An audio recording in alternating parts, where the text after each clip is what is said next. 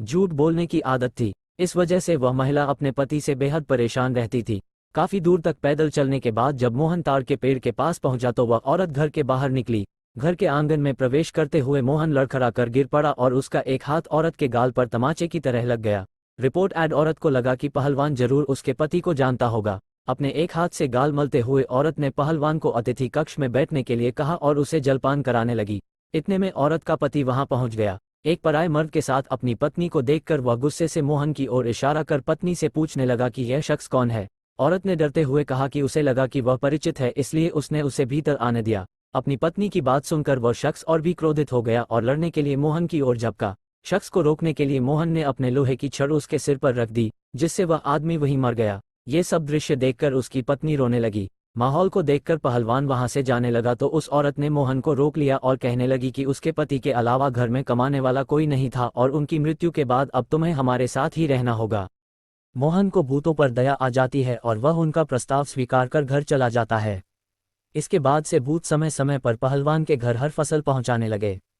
Report add. एक बार उन भूतों का गुरु उनसे मिलने आता है। सभी भूतों को दुबला पतला व कमजोर देखकर वह उनकी दुर्दशा का कारण पूछता है। भूतों से पूरा वृतांत सुनकर गुरु पहलवान को सबक सिखाने की ठानता है और उसके घर की ओर चल पड़ता है।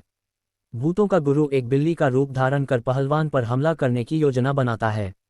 उन दिनों पहलवान के घर में रोज एक बिल्ली रसोई में घुसकर सारा दूध पी जाती थी, जिससे वह काफी परेशान था।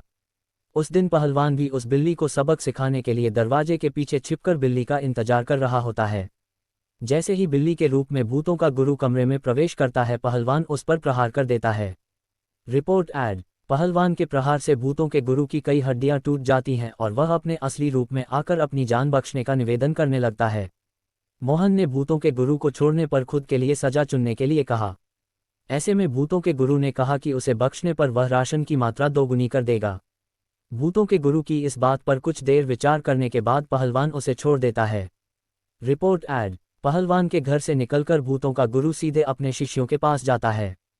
शिष्यों के पूछने पर वह उन्हें पूरा वृतांत बताता है और कहता है कि अब से पहलवान के घर भेजने वाले राशन की मात्रा दोगुनी करनी होगी।